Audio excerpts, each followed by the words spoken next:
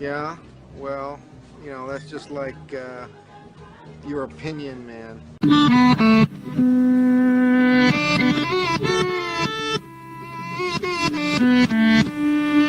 Yeah, yeah, oh yeah, what condition my condition was in. Alon! What says opening day baseball more than Burt Kreischer, Jameis Winston, and of course, the severed hand of Thing from the Addams Family? Yeah, I can't think of too many things, Derek. I mean, that set me up perfectly. And Netflix, all on Netflix. All on Netflix. Look, I know I'm not really a baseball guy, but when I think of past, iterations of the season starting, I always think of what Netflix did. Whether it's, having Kevin Spacey come out to the mound and throw out the first pitch because that's what he did in House of Cards, or, any other Netflix reference you could think of.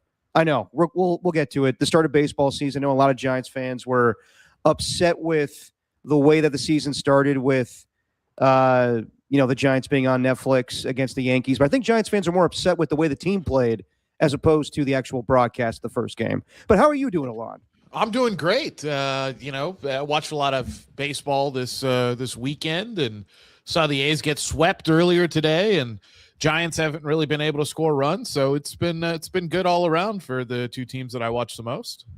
Yes, we'll get to that. Just your opinion, man. Alon to say, Derek Papa. We got a new background. We're changing things up, rebranding. Finally got Alon's name and everything. Had to move on from Steven. You know the deal. No, we love Steven, and we'll see if he comes back one day. But for right now, we got my man Alon. And I do want to apologize for the last podcast we did where it was a big breakdown of the Giants season because, surprise, guys, I think guys know this. Alon's a Dodgers dude. He's an A's guy, and he's an LA Dodgers guy. I like the Dodgers. I'm not like my mom's a diehard. I'm Dodger adjacent. I'm a big Yasiel Puig fan though. So when he was on the team, I went crazy for them. I do remember that in 2018 where they were playing the Red Sox. You and I were watching, God, what was that? That 18-inning game, you, me, and Steven at the Lark in San Francisco. I was going nuts. And that was a hell of a game. But yeah, you were rooting hardcore for Yasiel Puig and the Dodgers. I was, and then he had his big moment. That was fun. But no. AJ. I'm not totally on the dark side there. Okay, it's not that deep. It's just I like Yasiel. I don't really like them right now. There's just not a fun team. I mean, they just buy everything. At that rate, I'd rather just be a Yankee fan. I hear you on that, but you wouldn't mind another championship, though, right? If they win one, fine. I mean, I'd be happy for my mom and my brother, who are both Dodgers fans. That's good for them. But yeah, I'd rather see the A's win a championship. No, I know that about you. You're definitely more of an A's guy, and it's hard these days. It's hard, honestly, guys. It's hard to get excited for baseball for me, just because my team's not around anymore, and they are around, but they're not around where I care about them. So, being in Sacramento, they're out of sight, out of mind for me. But I did enjoy the start of baseball season. We'll talk about that along with some football. That's right. Rock a new era. Hang tight. Calm your tits. Okay, we're talking baseball. We're talking other things than football. We will talk some baseball as well at the start of the season and people's disappointment with the Giants. Everybody already turning on Alon here in the chat. Don't worry, guys. Alon can handle himself. He was talking Giants with me and Walter on Tuesday's show. And yes, he does have Dodger ties, but he's not a diehard Dodger guy. But you guys knew that. Back in the day, he did reference that on the show, but you guys are choosing not to remember that. Before we get to baseball and football talk and our usual Jackass of the Week and Pop Culture Catch-Up, what a fucking ending to UConn and Duke. So the Final Four is set. We got UConn taking on Illinois, and we got, a collision course between Arizona and Michigan. And I don't know if anybody could stop Arizona right now. I thought it was going to be Arizona versus Duke with an all-time matchup in the championship game. But not the case. So just going through the games for the Elite Eight. Unfortunately, my Texas Longhorns lost to Purdue. Fun game, close game on Thursday, but ultimately the Boilermakers move on. But they got beat down by Arizona yesterday, actually at SAP Center. So good thing I didn't buy those tickets, huh, Ernie? It would have been a waste of time for me to go to SAP Center to see not my team because Texas lost on Thursday. But so far, a lot of these games, some games have been close. A lot of them have been blowouts.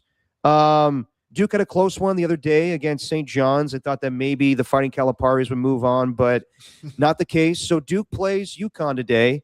The earlier game between, what was it, Illinois and who was it, Alon? It was Illinois. I didn't wake up for the early game. I'm just I slept in today. It was Illinois, Iowa, right? Illinois and Iowa, and it wasn't that close of a contest. The games yesterday weren't that close either, but man, so I thought that Duke was just gonna, move on to the next round to face off against Illinois.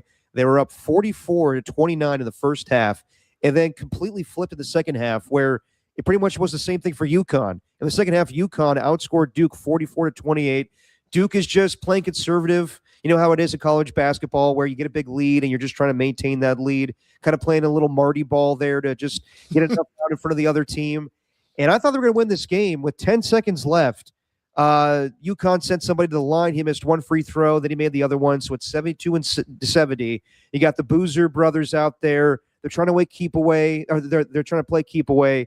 And then boom, one of the Boozer brothers passes the ball. It gets tipped up in the air, and then Braylon Mullins with the three from pretty much the logo with 0.3 seconds left wins the game for UConn. They're moving on. Their third Final Four in the last 3 years. Obviously, they were back-to-back champions. But, man, I will say that just from being a casual fan of March Madness, a lot of the games weren't crazy. This was by far the best game of the tourney so far, in my opinion. Yeah, not even close. And Duke, I mean, that's probably going to – at least UConn is another one of those teams that a lot of people like to slot, very, very late. They get them moving on. But everybody's bracket's in the crapper. There's no way that everybody had the combination of everything that's been happening. I had St. John's actually beating Duke, so I thought I felt pretty smart for that until Duke ended up shutting the door on them the other day. So – it's super exciting. You love to see a three-pointer go in from the logo, and then that's what wins the game. So it was good stuff. No, very, very exciting. And yeah, we'll see what happens in the next round here. Feeding off of the momentum, and obviously UConn and Dan Hurley definitely know how to win in the postseason, winning, back-to-back championships just 2 years ago. So I thought it was all set for Duke and Arizona. And right now Arizona is just beating down everybody in their path. So it's going to be very interesting to see how they play against Michigan next weekend. But yeah, this was just a exciting game. It's always great to see and it wasn't a buzzer beater because there was still 0.3 seconds left in the game, but just awesome to see that, an all-time moment. And people hate Duke. So yeah, I think the sports world, even though UConn has won recently, I think everybody's happy with the outcome today. Yeah, I think everybody's pretty happy now. Arizona would be interesting if they win, but Michigan took down Alabama, so I don't really want to see Michigan win. Not that I like. And your team lost as well, Lon. Yeah, my team lost as well. Same round as your team, and we got beat by Yaxel Lendeberg, which is wonderful since he spent last year at University of Alabama, Birmingham, and decided not to come to Tuscaloosa and go to Michigan. So that was really awesome. And had our lead player, someone ratted on him, and then he had to deal with legal charges. So it's just a really great March Madness for Alabama, and I'm super proud of that team. But yeah, I'd like to not see Michigan win. No, I hear you with that, but it's going to be a great game next weekend. I got to believe with the powerhouses that are Michigan and Arizona. And you know what, at this point, I'm kind of riding with Mac Van and my guy Tom Tolbert, where I probably like to see Arizona winning at this point. Even though I am an Arizona State alumni, but I don't think of myself as one because I was there for one semester. At this point, I like to see the Wildcats because my sister also went to Arizona. Oh, okay. Yeah. I don't look, one semester at ASU. That's doesn't count. Yeah, it's like you kind of took a vacation there and went, I got to go to a real school. Sorry, exactly. ASU, but it's true. The truth is, I fucked around way too much in high school, and the classic line is, it's from The Simpsons, where there's an episode where the streets are flooded in Springfield, and Ned Flanders puts his head outside the window and goes, "Oh my God, the streets are flooded. That means that we're all going to heaven." And then Rod and Todd, his sons, one of them says, "Daddy, why is Homer Simpson over there then?" Wow, I guess it's easier to get into heaven than Arizona State. So I knew that line, and I knew it would be easy to get in, and then I realized, yeah, it was fun initially, but not my type of town. So then I went to Texas, and that wasn't just like a quick transition. I had to go to ACC, Austin Community College, and then went to Texas. But yeah, my UT Longhorns get knocked out.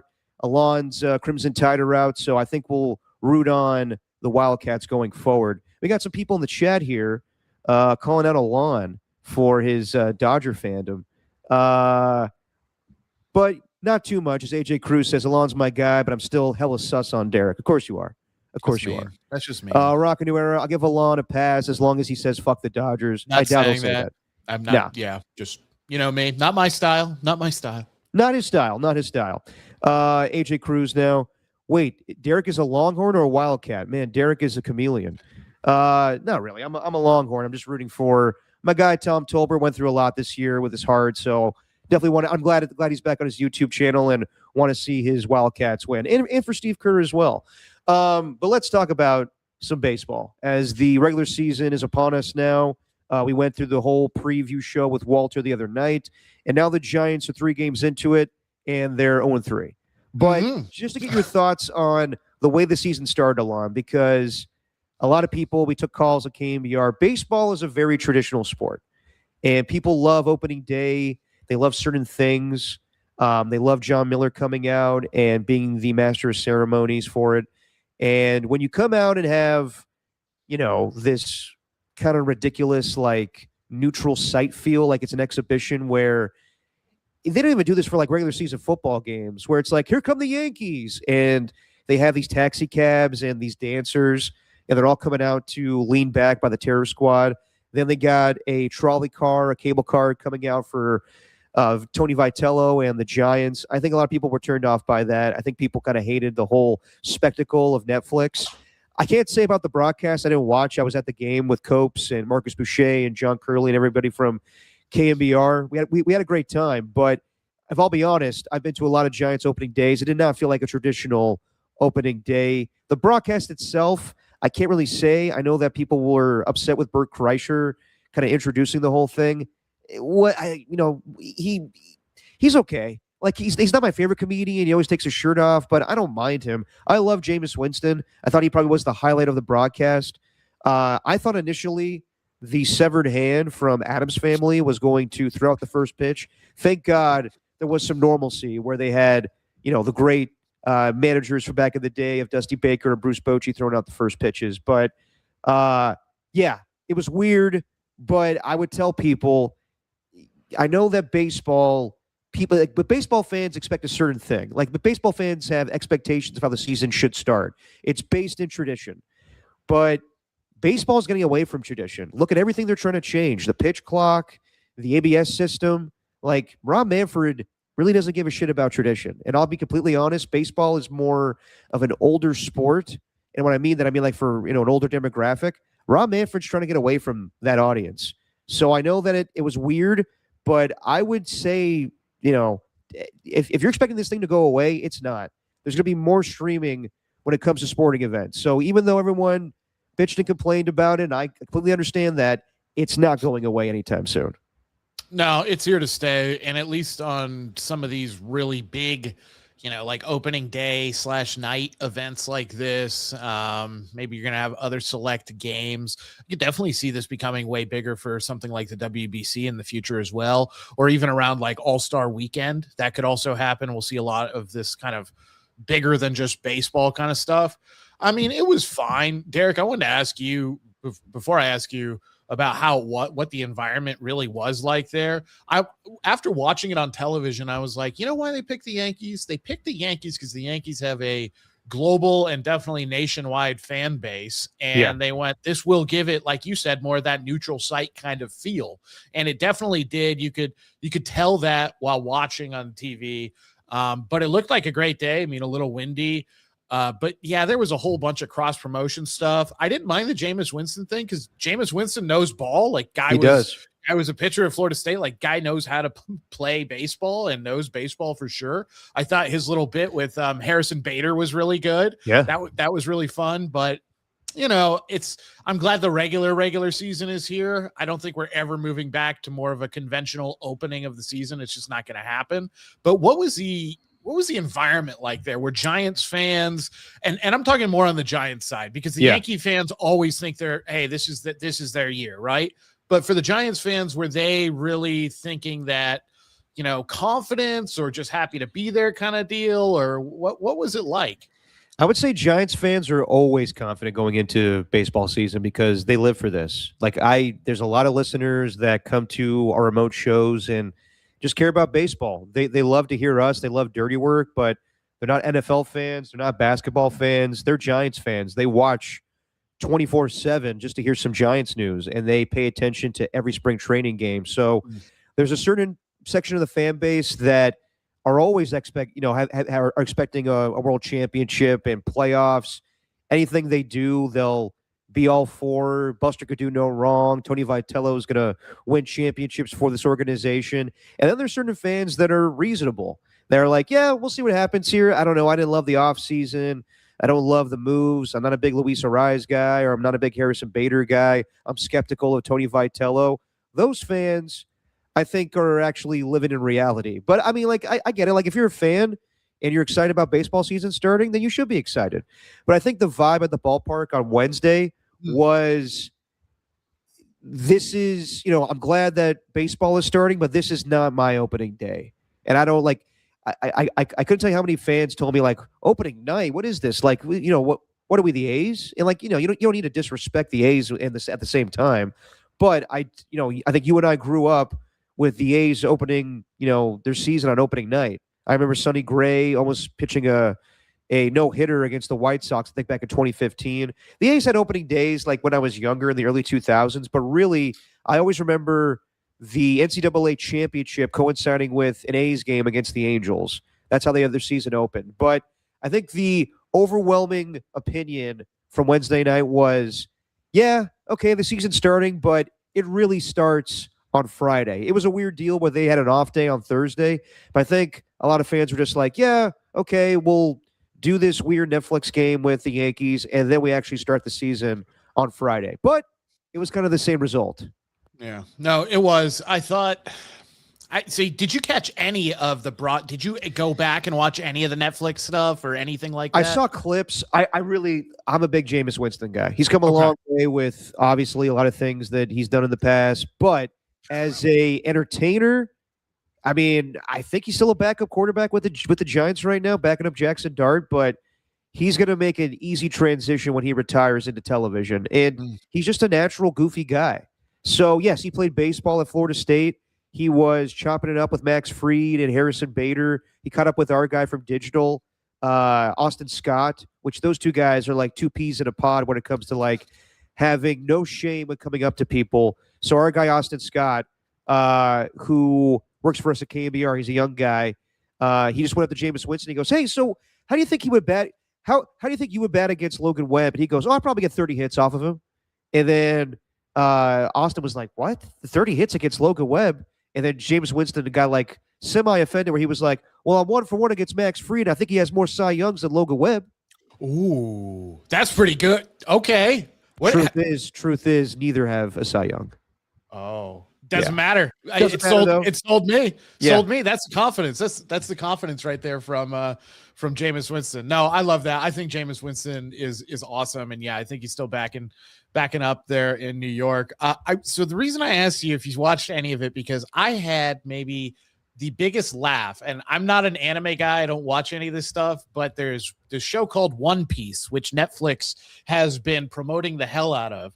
And Matt Vasgersian had to do a read for it. So I wanted to share this with everybody because it's so good. It is so good what Matt Vasgersian had to do here. And if I can get it up and running. Yeah, Netflix. Where is it? Here it is. Oh, you trying to play some audio?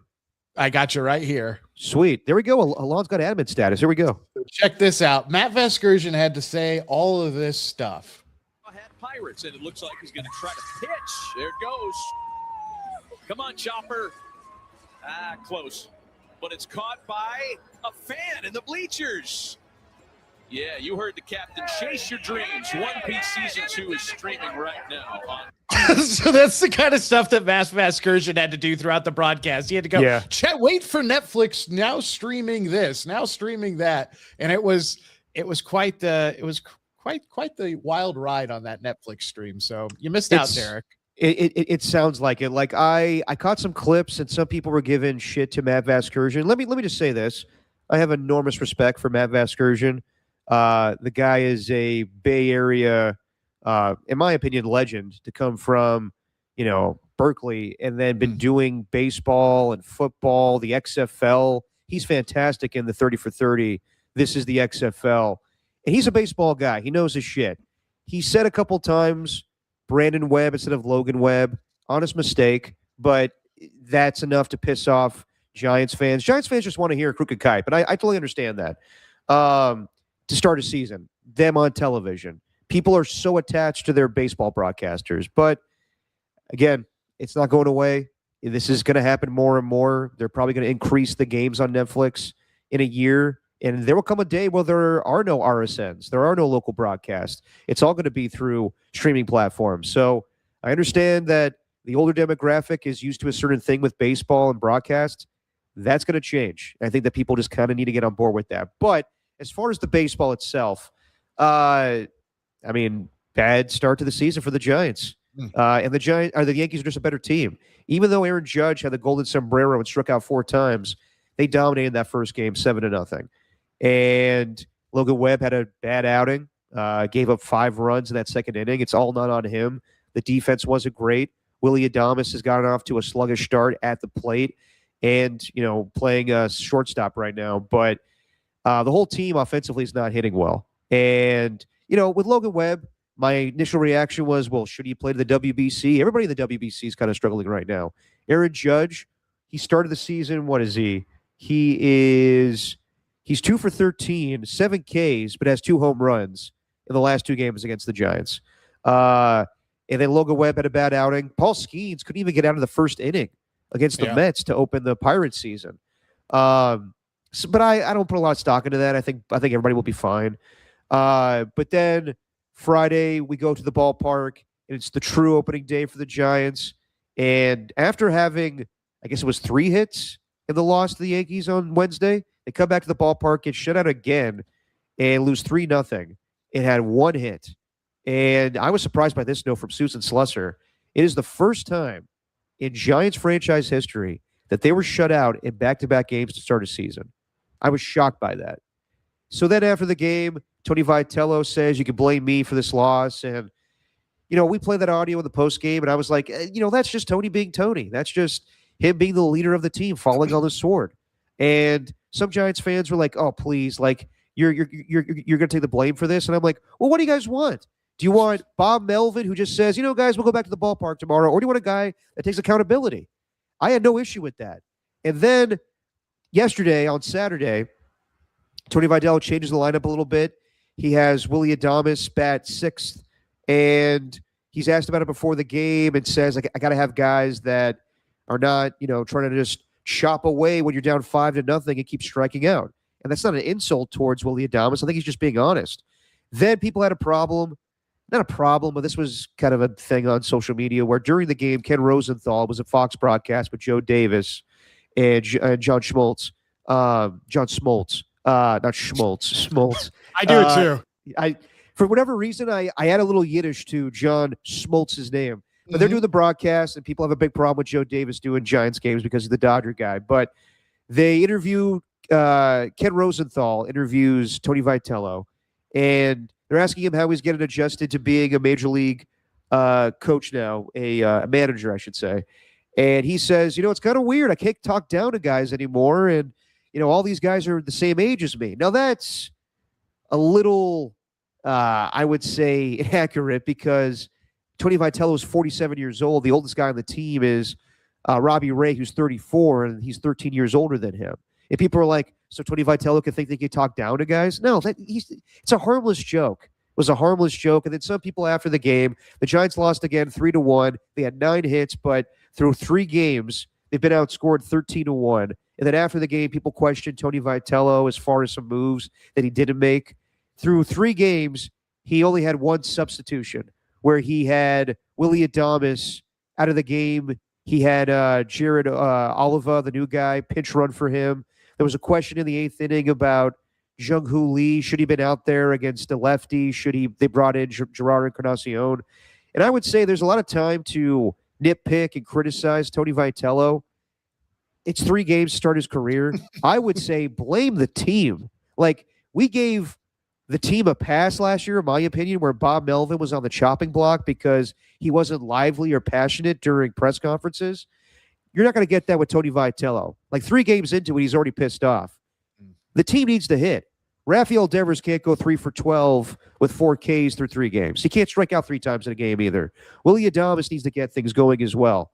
So I would say right now, everything that we were talking about with Walter, so far the offense has been inept, and the pitching and bullpen have been solid. But that won't last. I really don't think the bullpen's been tested that much right now. But I said it I said it on Tuesday. Last year, the Giants went through a rut where they went 17 consecutive games without scoring 5 runs or more. They can't have that this season. We kept talking this whole offseason about how their offense needs to be better, and it should be on paper. But if you're going to point the finger at anybody, it should be at Rafael Devers, Willie Adames, Matt Chapman, Jung-Hoo Lee, Luis Ariz. Point the finger at the team. Give time to Tony Vitello, in my opinion. No, he needs time, and I did kind of wince at the, you can put this one on me. I don't want to hear him say that kind of thing so early because then that can kind of set a narrative. But I give Tony a pass. I mean, I think he's here for a reason and a very good reason, and I think that they should give him all the time in the world, unless it's, some type of catastrophic failure happens somewhere. All that being said, blame the team. It just threw 1 series now, so 3 games played, batting below 150 over the course of a 3-game series against the Yankees. It's 13 hits. I mean, I got to pull up right now, and only 3 of them were doubles. I mean, that is horrendous, but maybe even the bigger problem, 7 walks to 27 strikeouts, and you have hitters that you've brought here who are good at putting the ball in play. So that's a major issue through 3 games. Do I think it's going to be the story of the season? No. Everybody should calm the hell down. It's 3 games to open things up, and you're playing against the Yankees, so really tough. And the Giants have kind of a newer look team with definitely a new manager, so just calm down. Things are not going to be this bad for the remainder of the season, and definitely they'll get better in April. But yeah, I mean, it's not Tony Vitello's fault. They need to hit the ball. They need to not strike out. Maybe they need to take more pitches. Maybe they just need to hit. It's as simple as that. They got to get through this gauntlet, though, that opens the season. And if anybody in the chat here was watching when we were on with Walter, you saw us go through the first month of the season. It's not fun. So you have to figure out a way to not dig yourself into a hole. And I know that the Giants are not projected. None of us projected them to win the division, but they're already 0-3. And guess what? The Dodgers are sitting pretty at 3-0. So, that's the reality that we live in. They have to get through this first month without digging themselves a serious hole. Yeah, as Rocket New Era says here, first 3 games is whatever, but if the Giants are 5-15 at 20-game mark, then I'll be concerned. Yeah, I mean, that's the problem right now is, we're not going to overreact to the first 3 games of the season. They're playing a really good team in the Yankees, but their schedule is unbelievable right now, where they have 3 games against the Padres starting tomorrow, then they have a 4-game series against the Mets.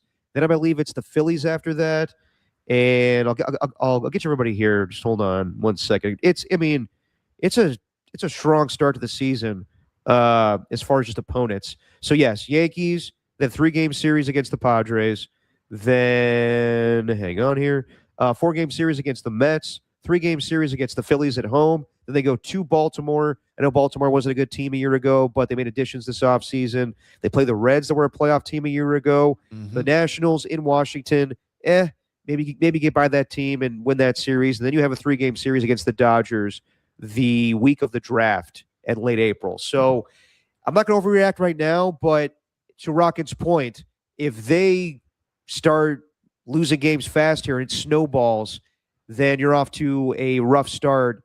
And you're kind of in the same season that we've seen the last 5 years with the Giants, where you're just trying to catch up and maybe you can play some competitive baseball down the stretch and be in the hunt, but you're not in the conversation where you should be with the moves you made this offseason, where you hope to be trying to get that 3rd wild card spot. So, yeah, Tony Vitello has his work cut out for him. He's got a lot of people that are helping him as far as mentors and advisors, but I'm not pointing the finger at him right now, and I'm not going to until it's clear that he's messing up. It's the team. It's the team. It's the team. It's the team.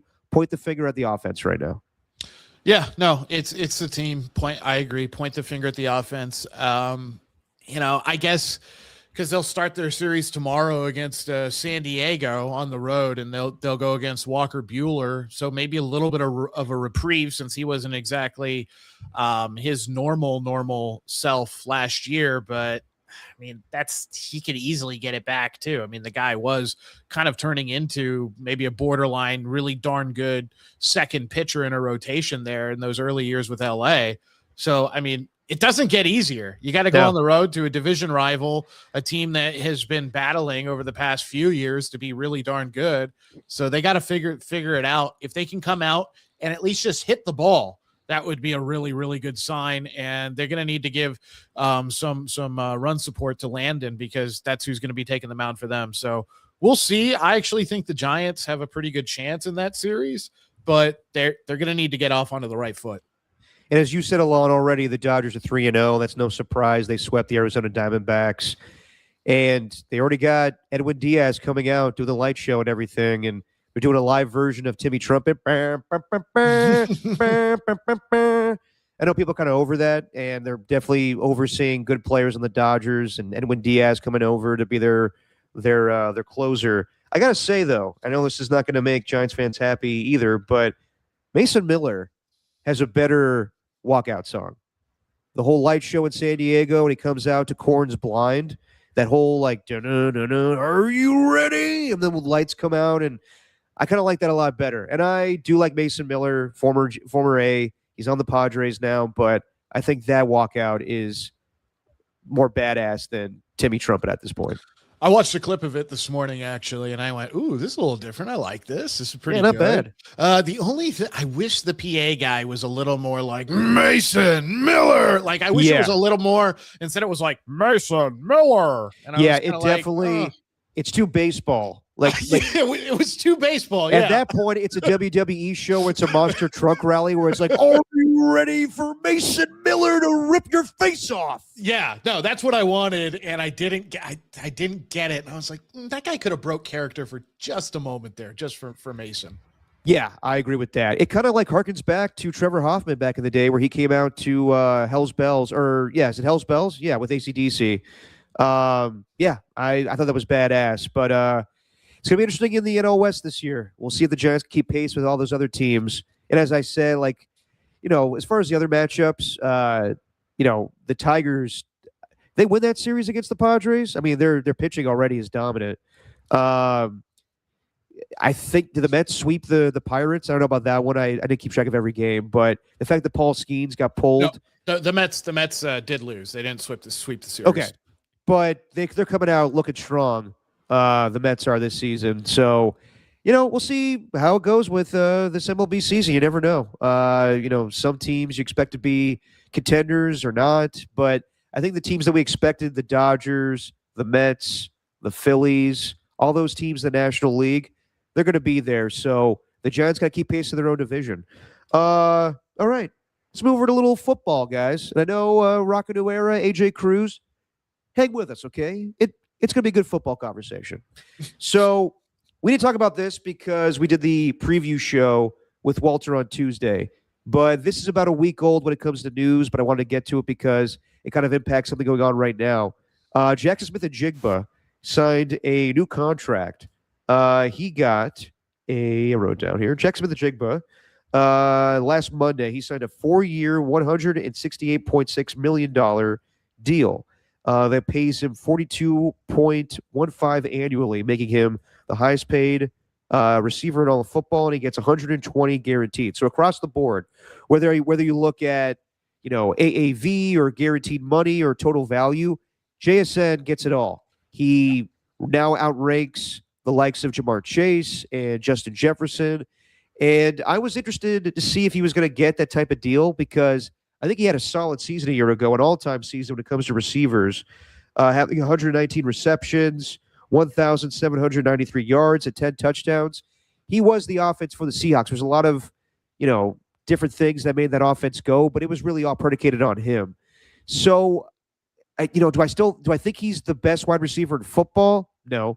I would probably rank him third. I would still have Jamar Chase and Justin Jefferson just based off of pure talent and then I would have JSN. But when you win the Super Bowl and you have an all-time season like that, that's just how the market goes. It's the same thing with quarterbacks. These days, if you put up ridiculous numbers, you will be the highest paid wide receiver or the highest paid player at your position. So I don't have an issue with it. I think that JSN is one of the best wide receivers in football. Is he the best? No, but in this new day and age of the salary cap, when it's increasing every single season, you're going to see where wide receivers are going to make 42 to 45 million a year. And that's what I think more teams are going to use wide receivers like running backs, where, yes, we want them young and cheap, but then as soon as we have to make that first contract with them, we'll probably trade them away. Yeah, this resets the market, or at least it increases what the ceiling of the market is for wide receivers. I know we're going to get into it. Big surprise here. It's in the title. Can Puka Nacua get a JSN type deal? First of all, JSN totally deserves it. I mean, he's had back-to-back really great seasons, and makes sense. So dynamic, helped them win a Super Bowl in Seattle. Totally agree with it. Does it suck for teams? Yeah, but you know what? The salary cap's going to keep increasing, and one day we could live in a world with how wealthy these owners and the league itself is, where we have uncapped football. I don't know when that's going to happen, but we're getting to that point, practically speaking, with how much some of these guys demand. And I don't mean demand in terms of their negotiations. I just mean in terms of what their market value is in the league. So either the salary cap's going to have to increase, a ton very soon here, or we're going to have to start looking at the reality of uncapped spending, which I don't mind. It is what it is. We have it in baseball. But I think it definitely makes sense. As far as Puka goes, I mean, yeah. I would pay him more. I would pay him more. He's better than JSN. You think so?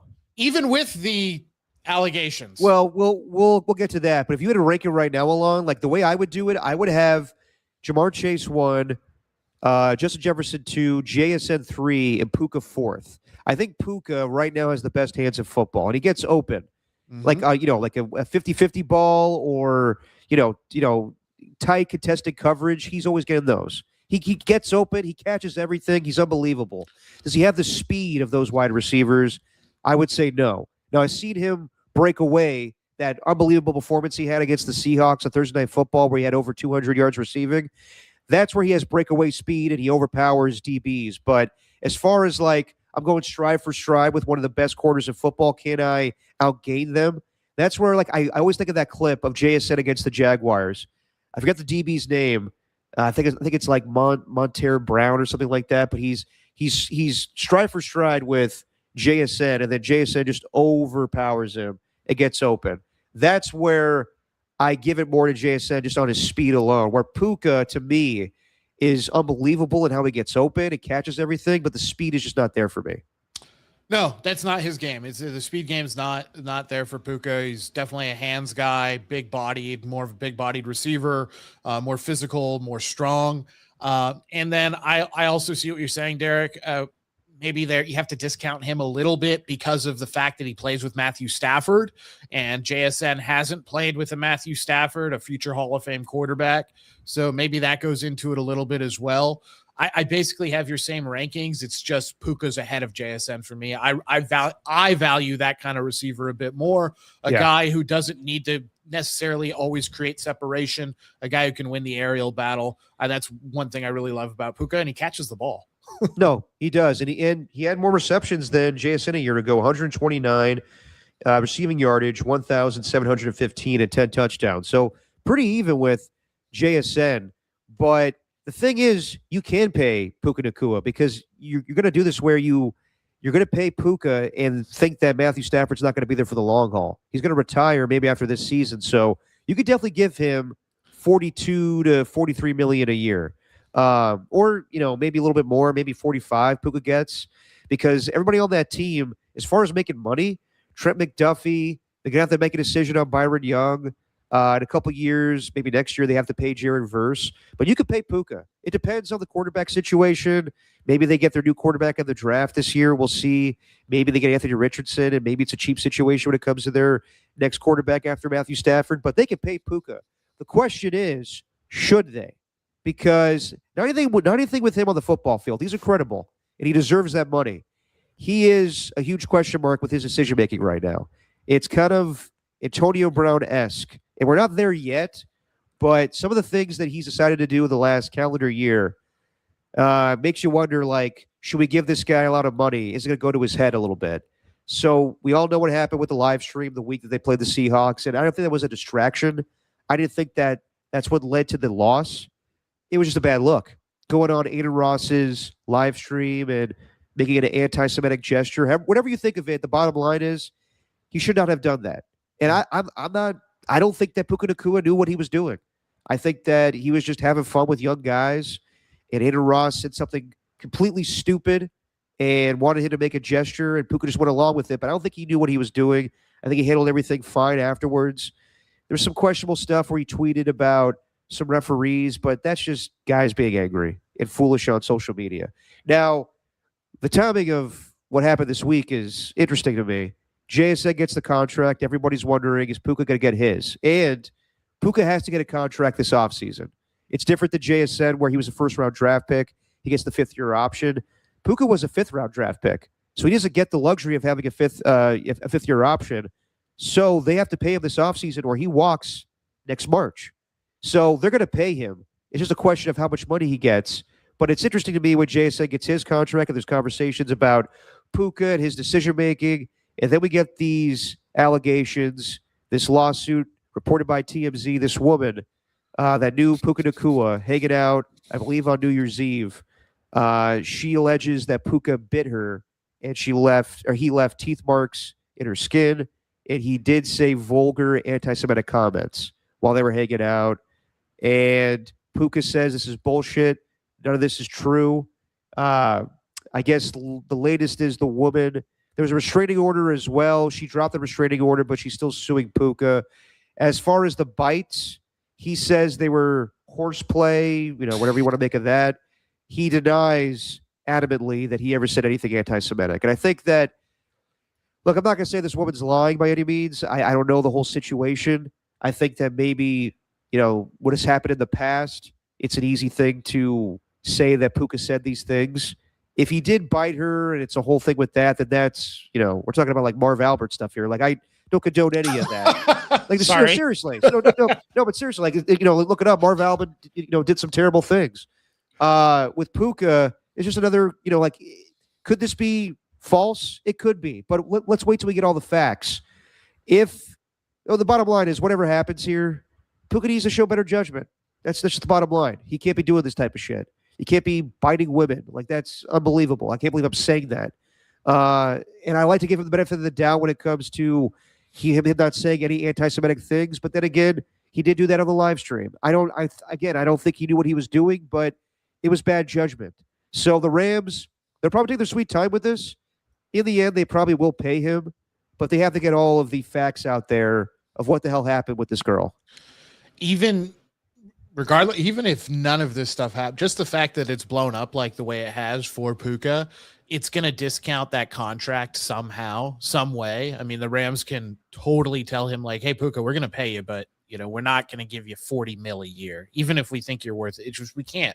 Not with what's going on right now. Not with this story from your lawyer. It doesn't matter. Like TMZ reported, new video from the night of Puka Nacua's biting incident shows his accuser twerking near the passed out NFL superstar's face, and our sources say it happened after he bit her on her back. So to me, it doesn't matter. He needs to show better judgment. He is going to get a slightly discounted rate, I believe, on that contract. So even though I think he's worth more than JSN, I don't think he's going to get paid as much on this contract as JSN.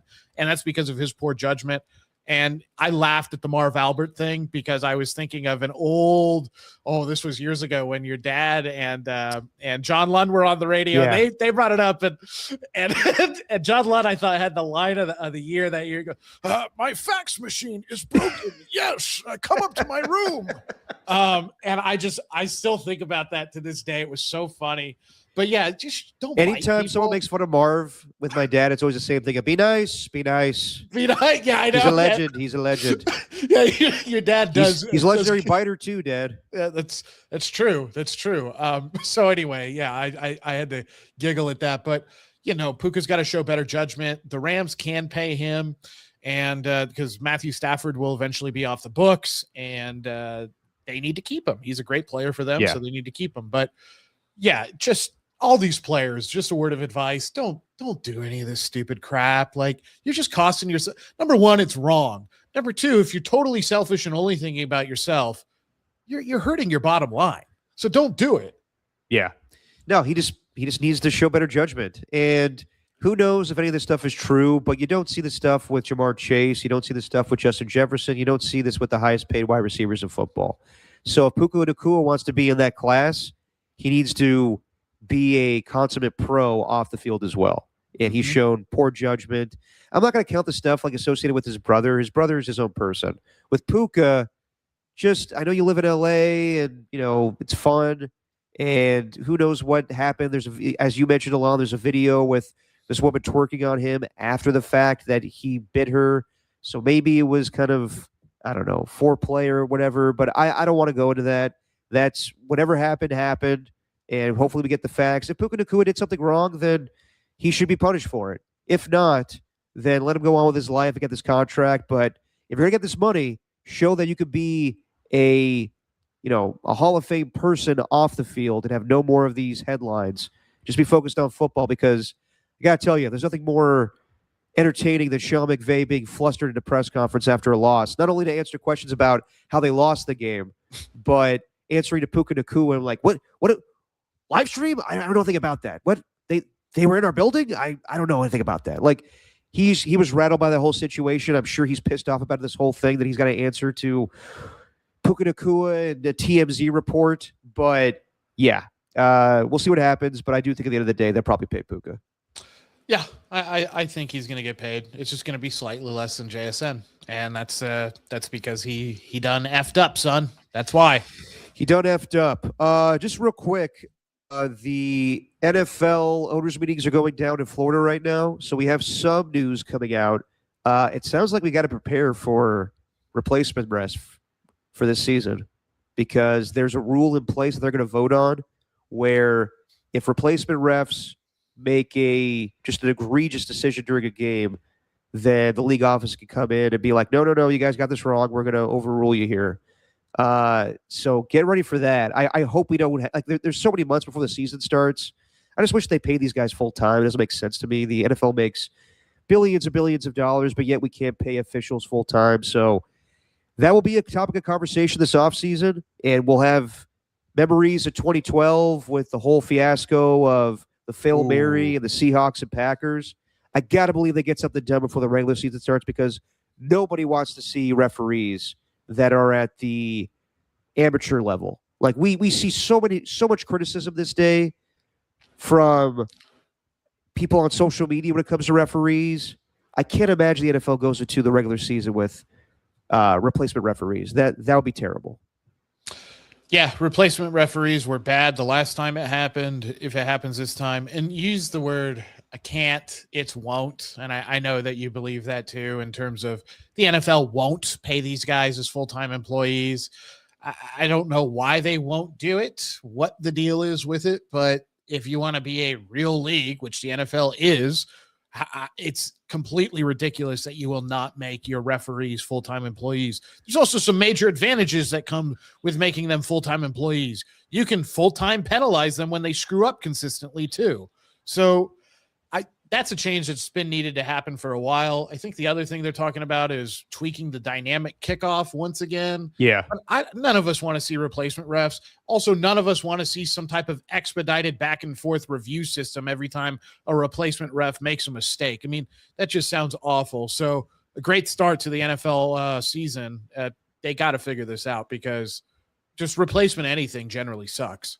Oh, God, yeah. So we'll see what happens, but when push comes to shoves and there's deadlines, usually people just give in. So hopefully the NFL does do that. As far as the 49ers, John Lynch spoke to the media.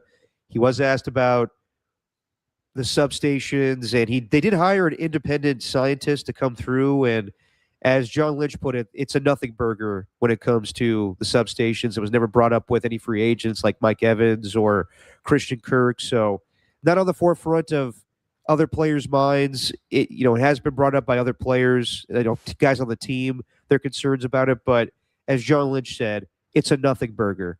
And He says things are progressing well with Trent Williams. He thought that was the case a couple weeks ago too, but as of right now, they may be on the precipice of a contract, as John Lynch put it. And then when asked about Joey Bosa, about potentially adding Nick's brother, Joey Bosa, he said, I know Mamba Bosa would be thrilled about that, but right now, I don't think we can afford Joey Bosa. The latest is that Joey Bosa, a year ago, I think got $12 million to play with the Buffalo Bills, and he told Jennifer Lee Chan of NBC Sports California, or NBC Sports Bay Area with the 49ers, that he would not take a discount to play with the Niners. So if I were the Niners, I'd be asking, can you settle for $8 to $10 million? And Joey Bosa's, used to making a certain amount of money in his time playing in the NFL. So I don't think he's going to take a discount, a family discount to play with a family member. He should, though. He should. Honestly, he should, because these guys they've already made a lot of money in their career. Yeah. And I think they got to be realistic. Like, we'll get to it another day, but I'm still baffled that Juwan Jennings hasn't signed, and his expectations of a contract are ridiculous to me. So at a certain point, yeah, these guys got to cave, and their agents got to, have a come to Jesus moment, be like, guys, you're not the same players you used to be. $8 million's pretty good. I would take that, Joey Bosa. Juwan Jennings, if a team's offering you $10 million, $12 million, I would ball out this season. And also, you're not that type of player that warrants a $20 to $25 million contract. So, yeah, just some guys have massive egos that I don't understand. With the Jennings thing, I guess I maybe get it a little bit more because he might really think that. But with the Bosa thing, I'm like, think about this. You have an opportunity to go play with your brother in the NFL on a team that should be pretty damn good as long as they stay healthy. You're going to give that up and a potential chance at a Super Bowl, depending on how well things go, because you got a damn good quarterback. So you're going to give that up because of money when you've already made a whole ton of money? It doesn't make any sense to me. Yeah, but as Rocket says, agents want their cut, so they want to get the most possible, and maybe holding out until the draft or past that gets you more money. But I don't think in this situation. I think when it comes to Joey Bosa or Juwan Jennings or David Njoku, those guys are not making what they did back in the day. And we know the Bosas love making money. So I don't think anybody in Joey's camp is like, how could you do this? You're not going to play with your brother. He wants to make as much as possible. And in the end, he still might sign with the 49ers, but we'll see if that happens. As far as the draft, we are officially 25 days away from the 2026 NFL draft. Raiders have the first overall pick. Everybody assumes it's going to be Fernando Mendoza. I would be shocked at this point if it's not. And we get to the quarterback evaluations, and I think it's really easy to do that today because there's really only two guys. There's Fernando Mendoza, there's Ty Simpson, and really it's debatable if Ty Simpson should be even in, this conversation as a first-round draft pick. Last year we saw where Cam Ward went first overall, and then it was a question of whether or not Jackson Dart or Shedeur Sanders was going to be drafted in the first round. And Jackson Dart, it was later, I forget what pick it was exactly, but the Giants had to trade back in. That could be the same case this year with Ty Simpson. And a lot of people are expecting that next year's class is going to be that much better with Arch Manning and everybody else that's involved, Dante Moore. But there is the conversation, is Fernando Mendoza QB1 of this draft? It's really only asked by one person, and that's Dan Orlovsky with ESPN. So I want to play the audio, if you can pull it up, Alon. He got a lot of shit this week for saying that Ty Simpson, in his opinion, is QB1 when it comes to the 2026 NFL draft. All right, get ready, folks.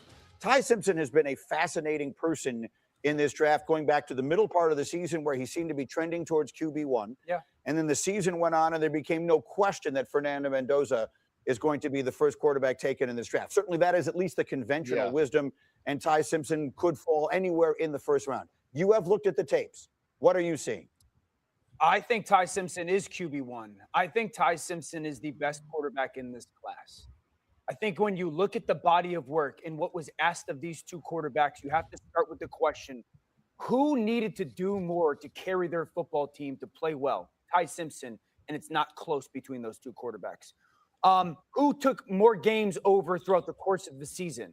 Ty Simpson. It's not even close. And if we're asking okay, we're trying to see what you are as a player in college and what you're going to be asked to do in the NFL and what translates. I start with, what do you do in moments of panic with the football? Because that's really what separates good to great.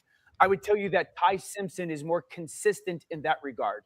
There's not a ton of moments of panic out of Fernando Mendoza. And then there's moments when he immediately drops his eyes and becomes a runner. Ty Simpson more consistent in that. What guy was asked to do more NFL throws? When I say NFL throws, I'm talking 15, 20, 25-yard in routes, crossing routes, deep corner or sail routes. Ty Simpson, and it's not even close in that regard.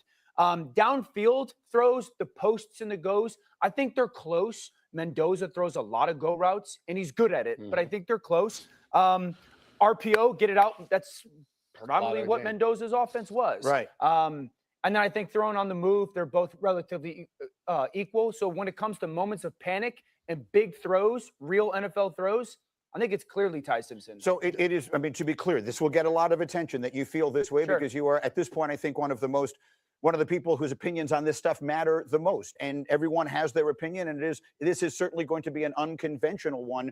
But you're comfortable saying if you had the choice between the two of them, you would take Ty right now. I would much rather have Ty, and I like Fernando Mendoza. This is not to slight Mendoza. Yeah. I would rather have Ty Simpson at the 15 to 20 range than Fernando Mendoza at 1.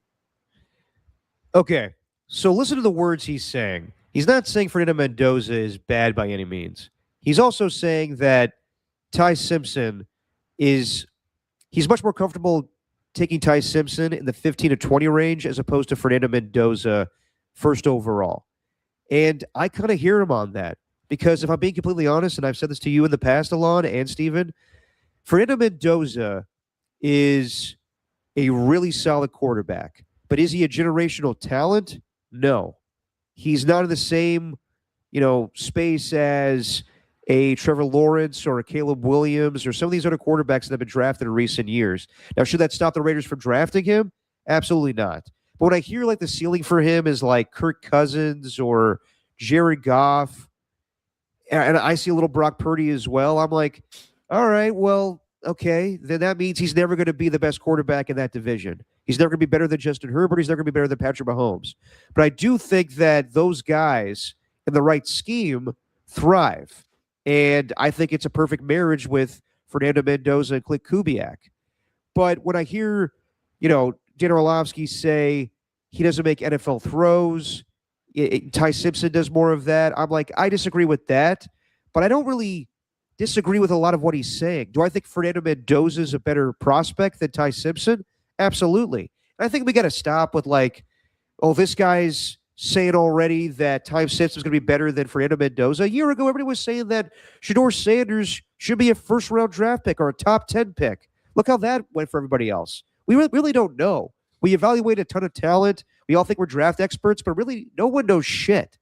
So I'm not going to say that Dan Orlovsky doesn't know what the fuck he's talking about because he clearly does. This guy breaks it down better than a lot of analysts out there, in my opinion. And I know there's a rumor out there that he's represented by CAA, and so is Fernando Mendoza. So he's trying to do, Ty Simpson is represented by CAA, so he's trying to do a solid for Ty. But I don't think that's the case. I think that Dan Orlovsky's always been kind of a contrarian when it comes to the public opinion. And he just sees a guy that is doing more with his offense as opposed to Fernando Mendoza. And I think Fernando Mendoza did a fantastic job a year ago. But yes, he did run a simplistic offense in the read, with a read option offense where, he's faking it to the running back and throwing it to open wide receivers. But a lot of that is timing. And I think that's a lot of what Kyle Shanahan or Clint Kubiak ask of their offense. So I don't think that's an indictment on Fernando Mendoza on the next level. So I'll go into it a little bit more as far as my evaluation of the two quarterbacks. But I'm curious what you have to say, Alon, because, obviously we all think Fernando Mendoza is going to be drafted by the Raiders. You're a Raiders fan. I think we're all expecting that to happen. But also you're an Alabama fan. So I want to, you're not going to be biased here. Between the two quarterbacks, what do you think? I understand what Orlovsky is saying. I completely understand it. And I don't think this whole both sharing CAA as a potential, agent, I don't think that has anything to do with it. That would mean that Dan Orlovsky doesn't give a hoot about his credibility, his own credibility, that is, and is willing to sell that off for, someone else at his agency. I don't believe that. I just don't believe that at all. As far as the two quarterbacks go, I've watched every single snap every single throw that Fernando Mendoza has made over the past 2 years. I've also watched every single throw that Ty Simpson has made over the past season as a starter for Alabama. I have some pretty deep thoughts on both of them, as well as a lot of the players, which we'll get into closer to draft time. But I understand what Dan is saying in terms of Ty Simpson has to do more to elevate that Alabama team than Fernando Mendoza has to do to elevate that Indiana team. I completely agree with that.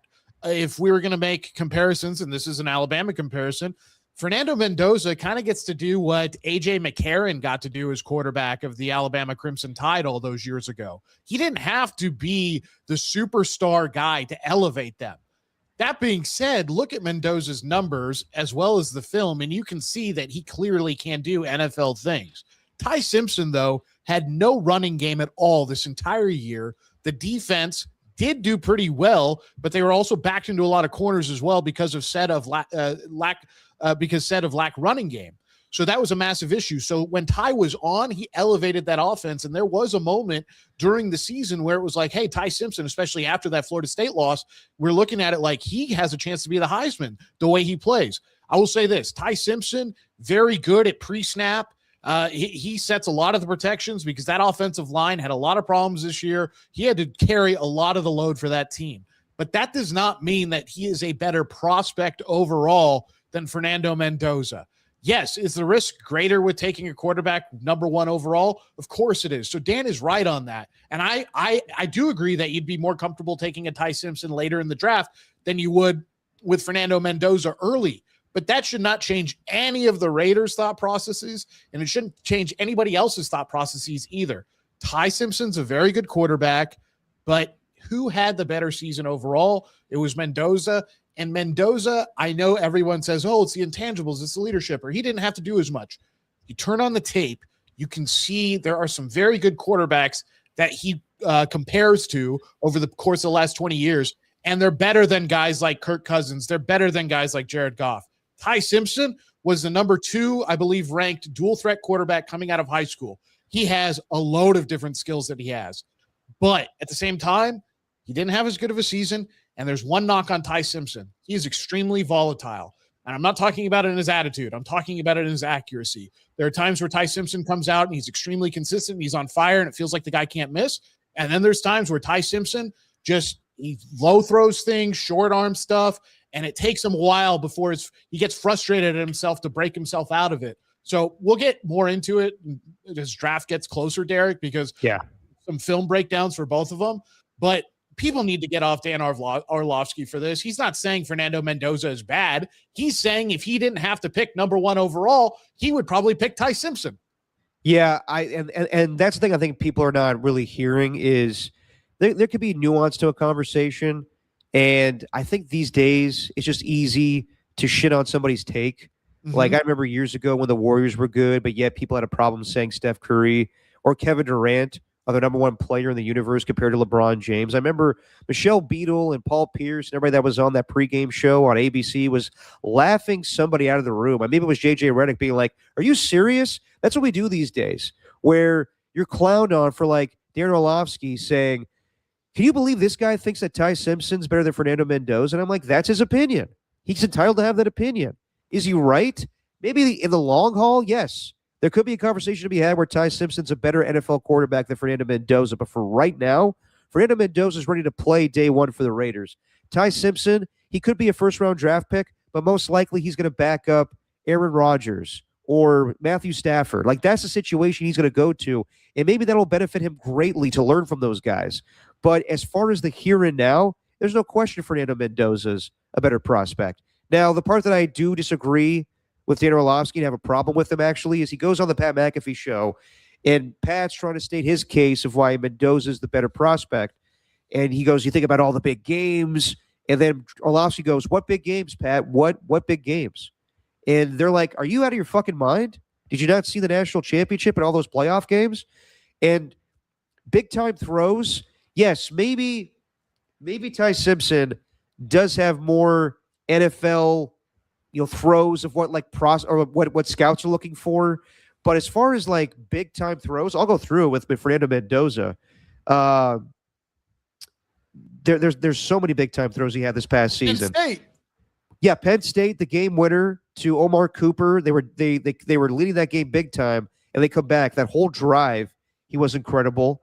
You go to the Big Ten championship, the deep ball to Charlie Becker, the fade to Surratt to get them the touchdown when they're down 6-10 to take the lead in the third quarter. The 3rd and 6 with 2:36 left in the fourth quarter to Becker.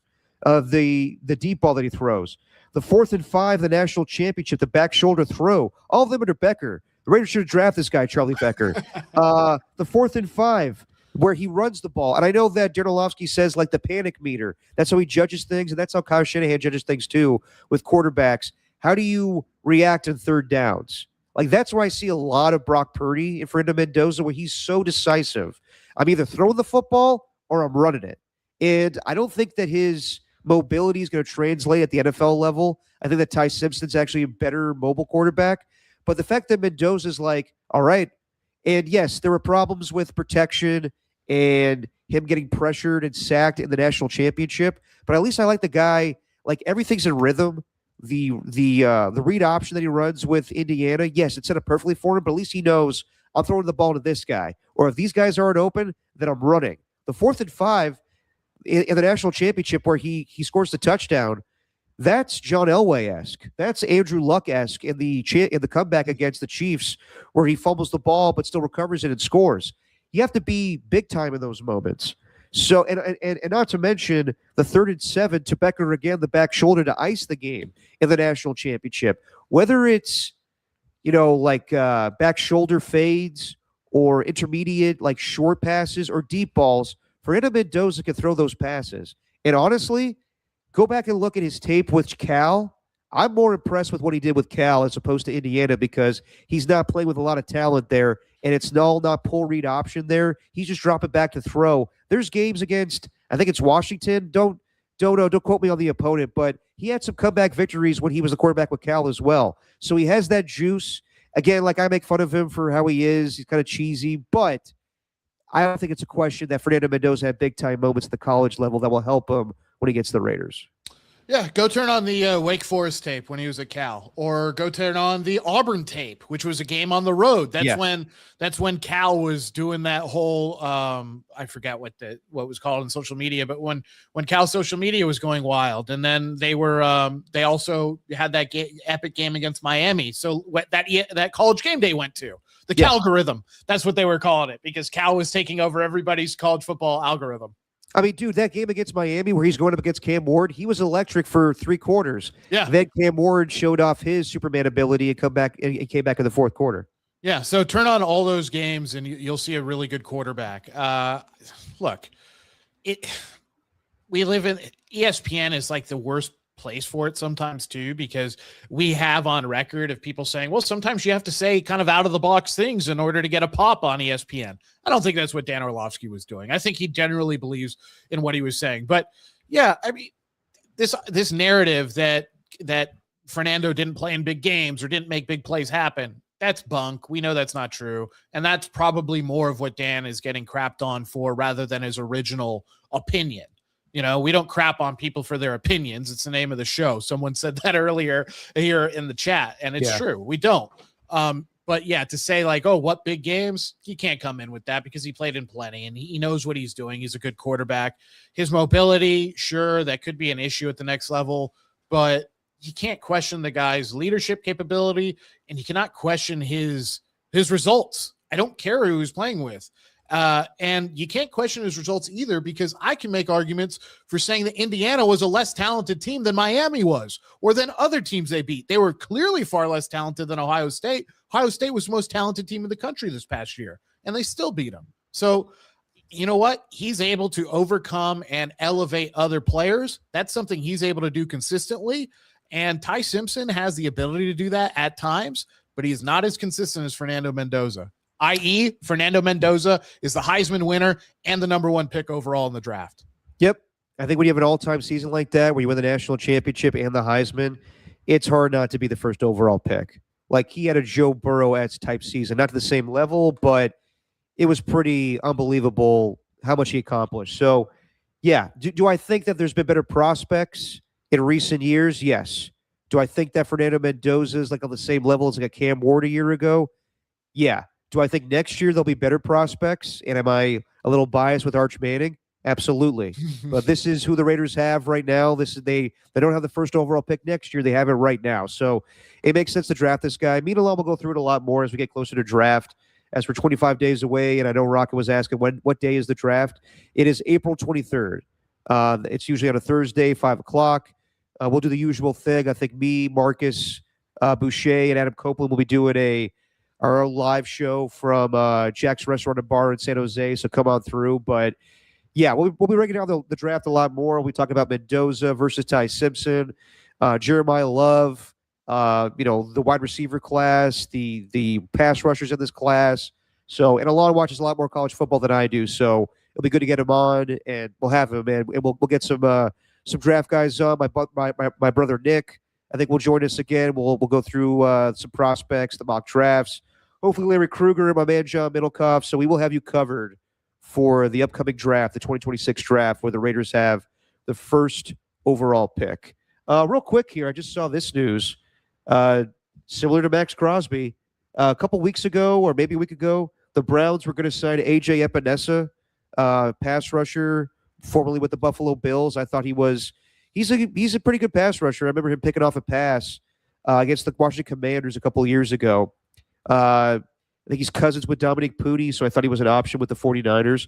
The Browns won't be signing AJ Epinesa, as was initially reported. The team wasn't comfortable finalizing the deal after his physical. Now, it's not a trade; it's a free agent signing, so it's not the same thing as Max Crosby. He's obviously not the same level as Max Crosby, but that would have been a good bookend move to have Myles Garrett opposite AJ Epinesa. Now that's not happening. Yeah, no, good pass rusher. Probably be really good next to near on the other side of someone like Myles Garrett. But yeah, health has been an issue for AJ. He was great out of college. Pulled up his stats here because I was reading about that when it happened. Just 2.5 sacks last year, but I mean that's health. He did have a couple of interceptions, but yeah, it would be a good move for their defense. I'm not sure exactly what part of his physical or medical failed, but yeah, similar to Max Crosby in a way. At least it doesn't reset the entire market, and at least it doesn't impact every other team's decisions. Go AJ Epinesa. Maybe the Niners will go get him. Yeah, maybe, and maybe he's a cheaper option right now than Joey Bosa. I wouldn't think that would be a bad addition for the 49ers, but obviously not on the same level. I don't think the Browns got cold feet or buyer's remorse with AJ Epinesa. It's a totally different thing with Eric DeCosta and the Baltimore Ravens. But we moved on. Max Crosby is a Las Vegas Raider. Speaking of the Raiders, I want to get to this. So Friday, got the news that Barret Robbins passed away at the age of 52. And Tim Brown, the night before, his teammate, sent out a tweet saying that Barret Robbins passed away. Rich Gannon, same thing. And the Raiders released a statement. And it's just sad to see because he's only 52 years old. And it brings up memories of Barret Robbins. Obviously, drafted with the Raiders back in 1995. Second round pick. Was a center with them. Instrumental with their success when Gruden came over in the offensive line, their ability to run the football. That season in 2000, where they led the league in rushing that year. And he was an All-Pro in 2002 when the Raiders went to the Super Bowl. And unfortunately, I think how we will remember Barret Robbins is he missed the Super Bowl and everything that went with that. So if you don't know the story, Barret Robbins, I mean, he was integral to their success in 2002. And the night before the Super Bowl, he could not be found. And the team's trying to find him. And he comes back, and he's just completely drunk and doesn't have his wallet. And he couldn't even recognize Brian Callahan, the head coach at the time. And they were all concerned. Al Davis pushed for him to play still because if you know Al Davis, he's like, I want my players to play. And I don't blame him for that, but it couldn't be done. He was that just he wasn't himself. They tried to get him ready. There was a whole thing about them trying to get his conditioning up and have him running in the early morning of the Super Bowl, and they were actually considering putting him on a plane to fly back to Oakland, but he didn't have his wallet with him, so he couldn't get on a plane. So with Barret Robbins. He did not play in Super Bowl 37. Adam True did. And we know what happened in that game. The Buccaneers dominated. Can you imagine that today, Alon? Like, if Jason Kelsey missed the Super Bowl, like the breaking news with that, like that would be unbelievable.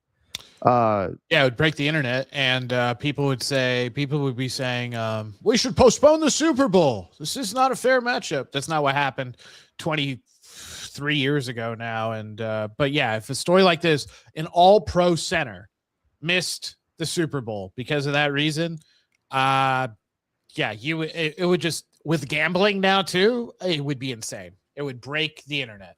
Yeah, real quick, AJ Cruz asks, was Charlie Gardner the leading rusher for Oakland in 2000? Charlie Gardner wasn't there yet. It was Tyrone Wheatley. Yep. And then he came over in 2001 with Jerry Rice, and they became a tandem backfield, Charlie Gardner and Tyrone Wheatley. But so just back to the story, Barret Robbins, he did not take his antidepressant medication, and the story is that the night before the Super Bowl, he went to Tijuana. He got into some fights with some Hells Angels, and a lot of stuff happened. And I think some people know about this, but it's been confirmed by a lot of people. My father told me this, and I'll get to my father's connection to this whole thing, obviously calling Barret Robbins games, but an interview he did back with him in 2011.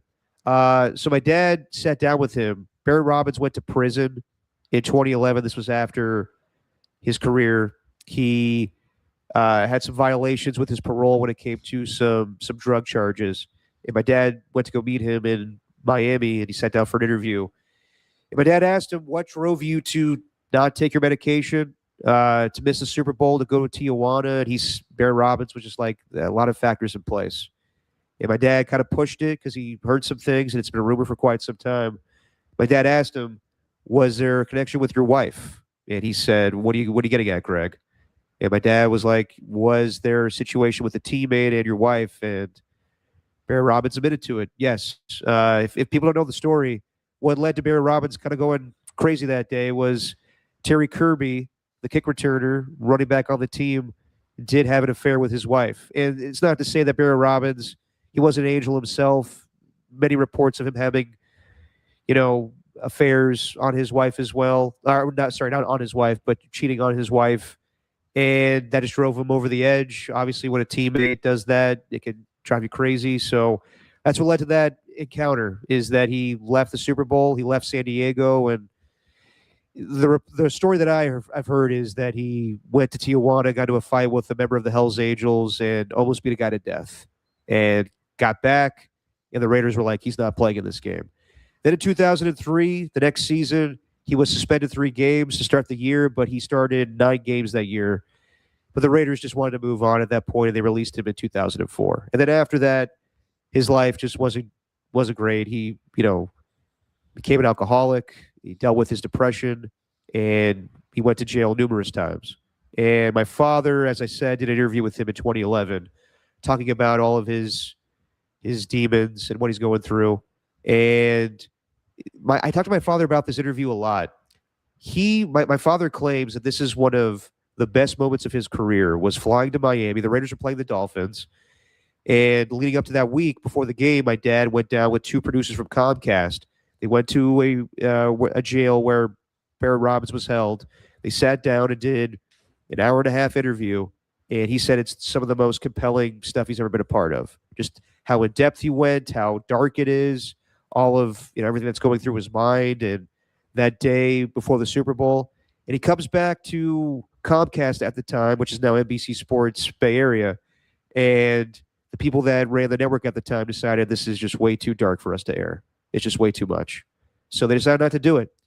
And my dad always tells me like that was a missed opportunity. It would have been fantastic to hear Barret Robbins' side of his life.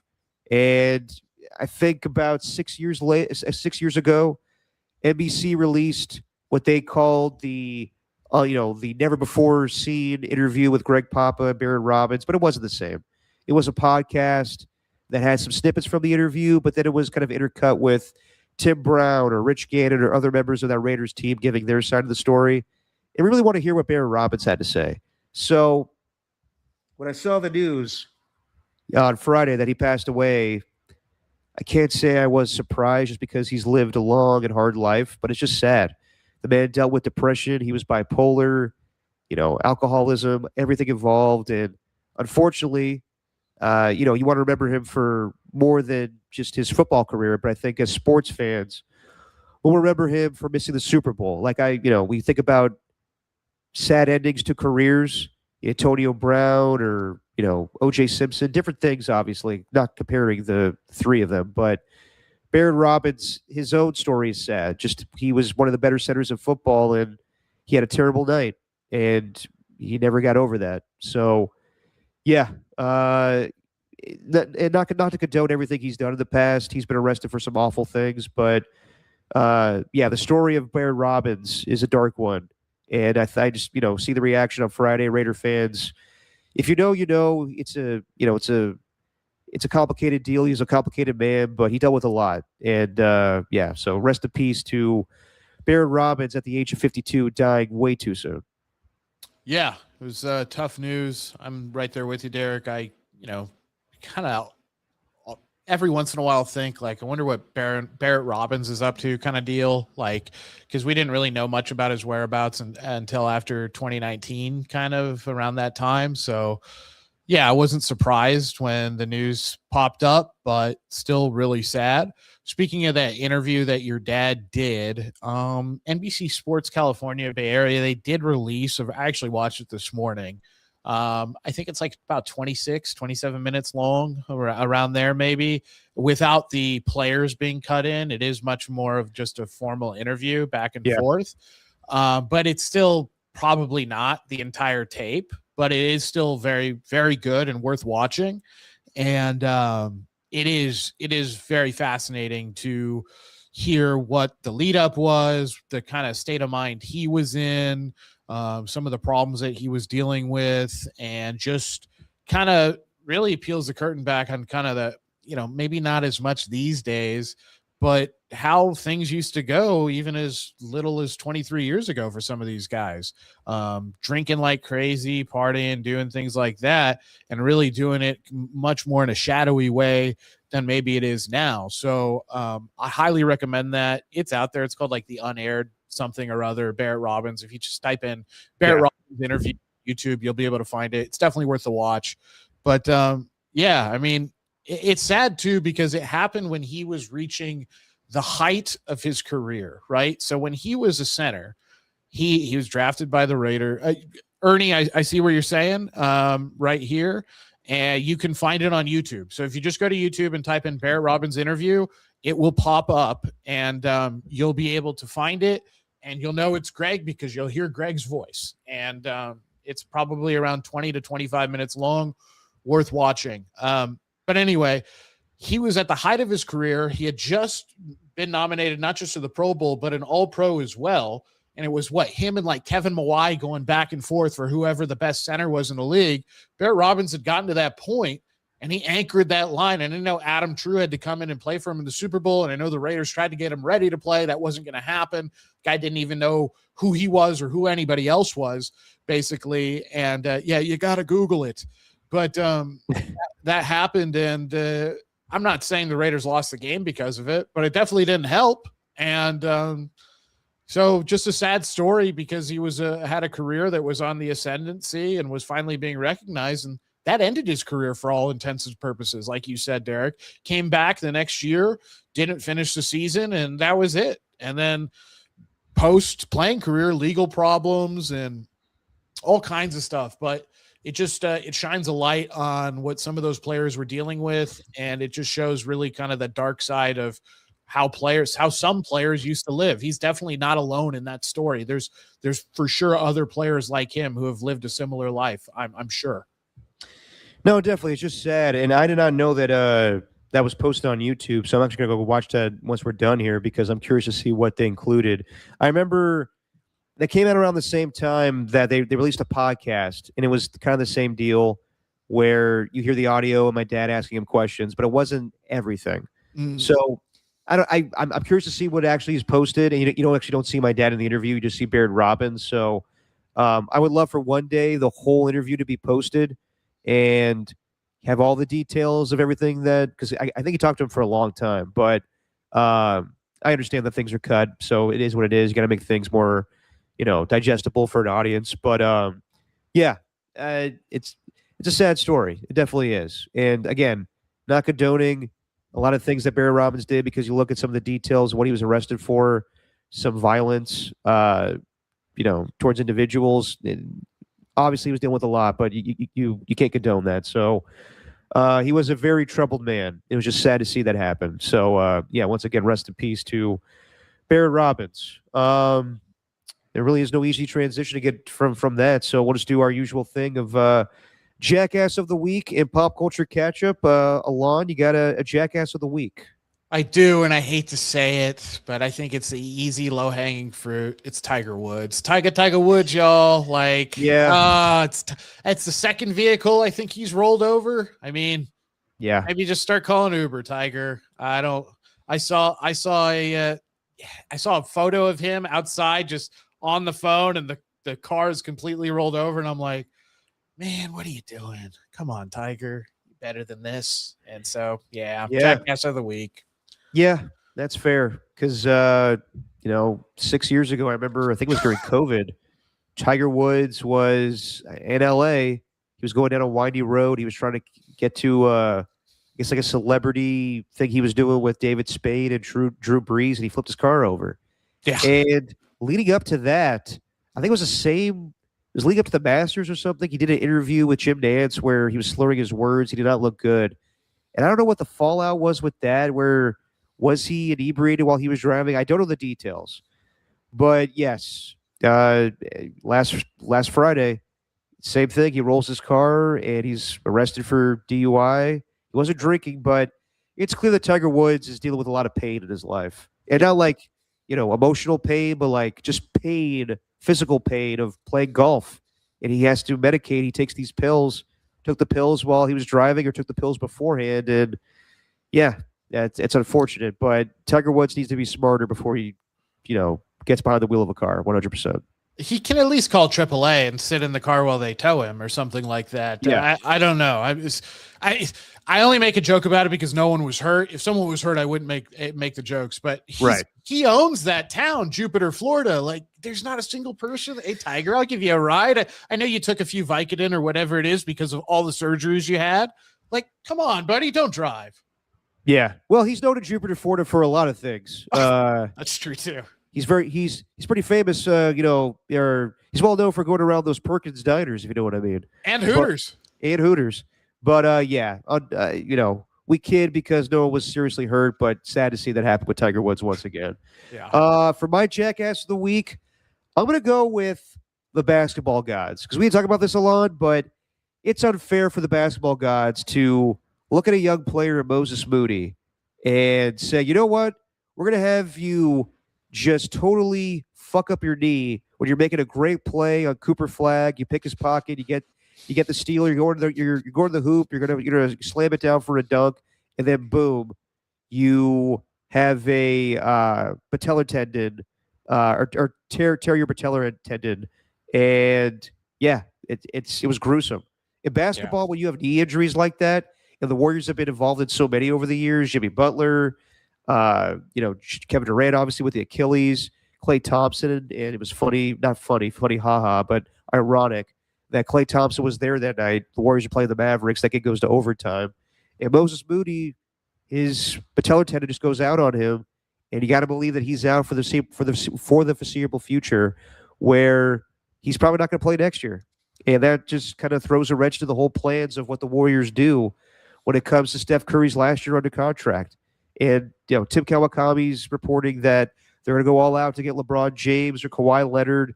Cool, but that those guys are old too. Like, I don't know if that's going to fix anything. We'll see with Draymond's future, but you were hoping that there be some young players on this team that can help them going forward. And process of elimination, it's not going to be Jonathan Kuminga. Obviously, they traded him away. I don't know about Brandon Pajemski.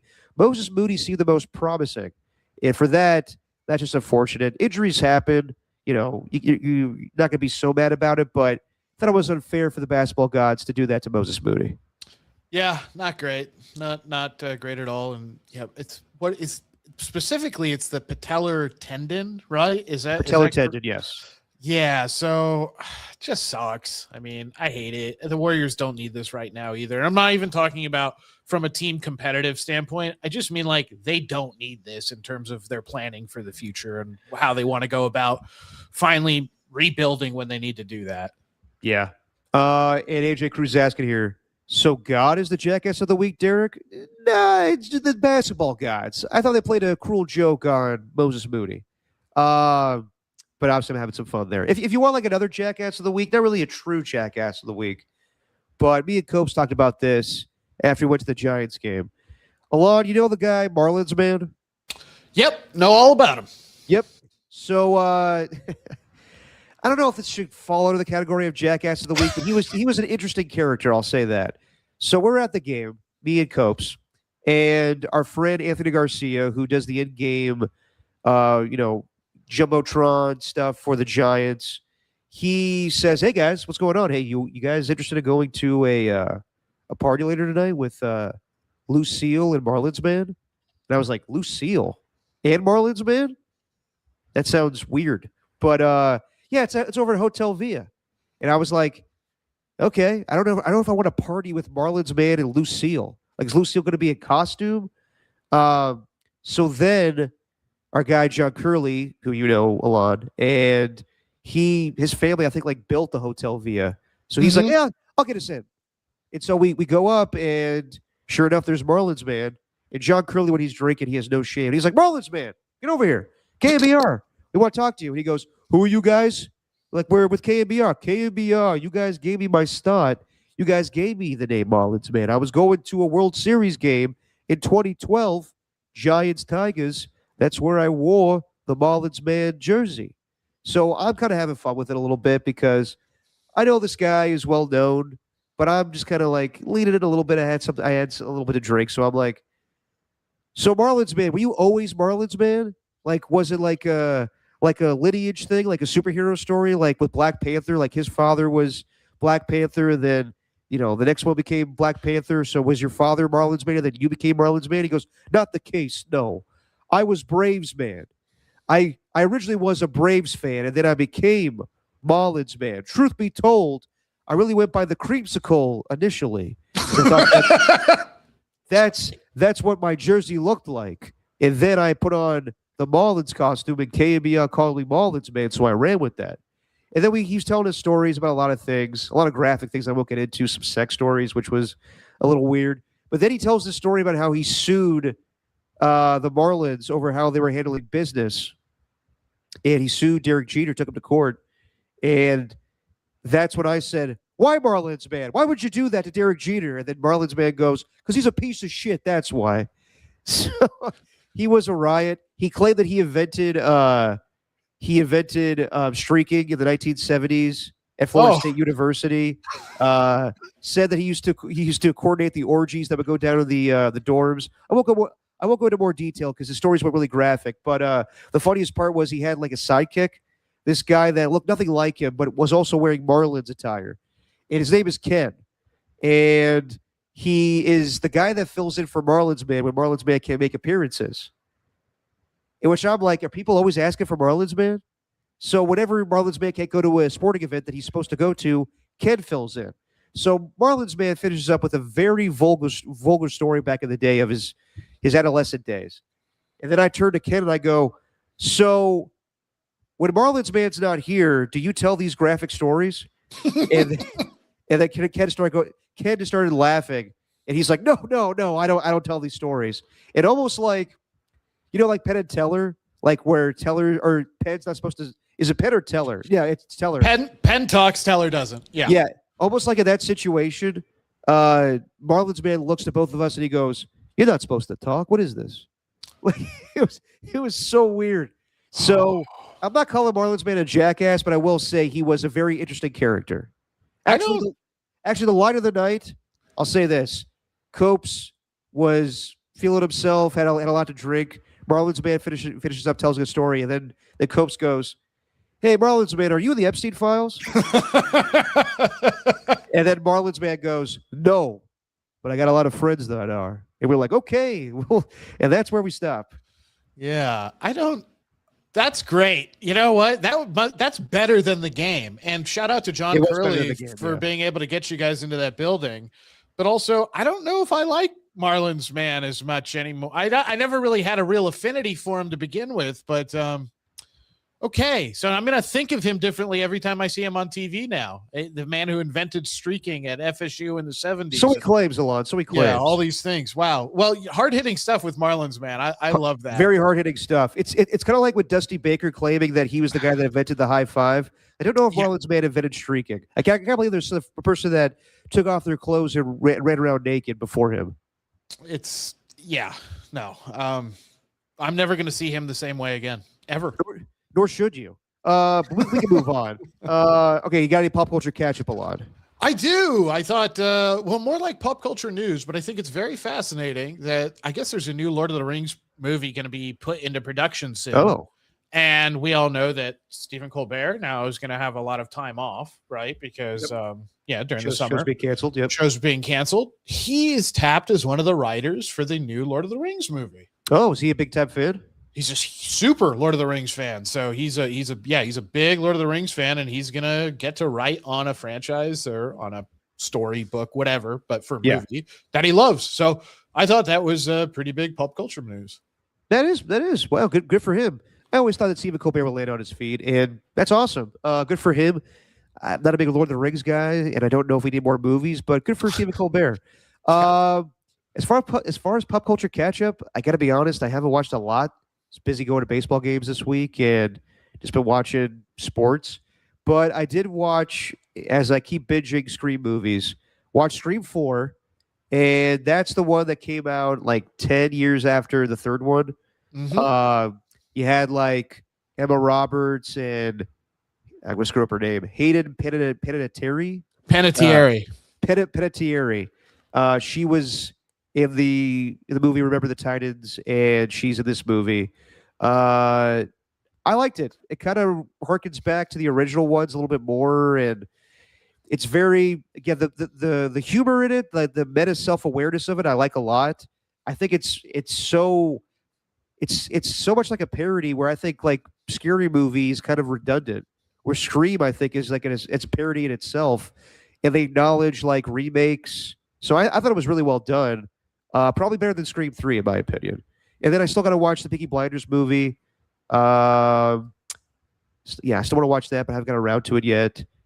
I don't think there's anything else. The Netflix documentary on the Red Hot Chili Peppers I hear is pretty good, so I'm going to check that out. And yes, I said Titans. It's Titans. Remember the Titans. But yeah, that's my pop culture catch-up. AJ Cruz asking me here, Derek, stop being a cheapskate. Give me a KBR t-shirt for my kid. I'll get you one. You want one of those? AJ Cruz wants one apparently for his son. So if you make it out to son, yeah, exactly. I've met his son, but I wouldn't be surprised if AJ Cruz just used it as an excuse to get a shirt himself. The man needs a wardrobe. If you come out to the draft show, or if you come out to 58 Social or the Sharks, but I don't know if that's going to work out, AJ. So yeah, if you come out to the San Jose meetup at Jack's for the draft show, I'll get you a KBR shirt. Just remind me, but I'll make that happen. We all know it's for you, AJ. We all know. Yeah, exactly. Stop lying. All right, everybody, that's going to be it for tonight. Anything else, Alon? Two things. You mentioned Hayden Panettiere, so I'm going to get this in. I don't know if anybody in the chat knows who she used to be married to. Does anybody know? Okay, it doesn't look like it. Panettiere? I don't know who she was married to. She was married to Vladimir Klitschko, former heavyweight champion of the world, boxer, and now mayor of Kiev, Ukraine. Or Kiev, sorry. That's the Ukrainian pronunciation. So yes, okay. Mayor of Kiev. The other thing I wanted to mention, Jason Hayward retired. That was pretty big news. We didn't really touch on that, but I thought that was interesting. I always liked watching Jason Hayward play when he was in Atlanta and then helped the Cubs win a World Series. Just all around good baseball guy, good baseball player, and a nice career for him. And always seemed to be an electric player, even helping the Cubs, I think, beat the Giants, or was it Atlanta? I'd have to go back and watch, but he was a good player. So Jason Hayward retired. Shout out to him. There you go. Everybody, that's going to be it for tonight. We'll see you guys on Wednesday. We'll be back at 7:15, our usual time. And thanks to everybody in the chat tonight. Thanks to the Skills Report. Thanks to AJ Cruz. Thanks to Ernie One. Thanks to Rocka New Era. Thanks to Reed. What is this? Reed the Steed. All right. Thanks to Pat H and Pat H. Thanks for being kind of vulnerable in the chat here, or honest. Talking about it. Talking about your dad. Thank you for sharing that, Pat H. Everybody else in the chat here. I'm looking real quick. Let's see if there's anybody else that I didn't mention. Of course, the guy that always says that Derek Powell makes me creamy. I'm not going to acknowledge him every time, but I just did. Danny Golding TV, and I believe that is it. If I missed anybody, I apologize. Let me know in the chat. Tell me I'm an idiot. I didn't mention anybody. We'll see you guys. Read the Steed. Thanks to everybody in the chat. We'll see you guys on Wednesday. Alon, say what you always say, my friend. Hey, you might think that Ty Simpson is the #1 quarterback in the draft, Dan Orlovsky, but that's just your opinion, man.